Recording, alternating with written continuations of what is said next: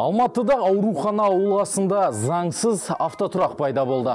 Міне, бұл суреттерді Ньюскорға Алматы тұрғыны жіберген. Нөмірі 5-ші қалалық клиникалық ауруханасының ауласы. Негізі бұл жерде гүлзар және тұрғындар жүретін жол болу керек. Ал қазір автотұрақ. Автордың айтуынша жасыл күртеше киген кассирлер көлік иелерінен ақшада алып жүрміз. Қазақстанда дәрігерлерге төленетін орташа жалақы 215 мың теңге. Мүмкін дәрігерлердің өз негізі алматылықтарды да түсінуге болады. Қалада 11 мыңнан астам автотұрақ бар. Ақылы әрине, бір сағатына 100 теңге. Және ақысын төлемесең 8751 теңге көлемінде айыппұл төлейсің.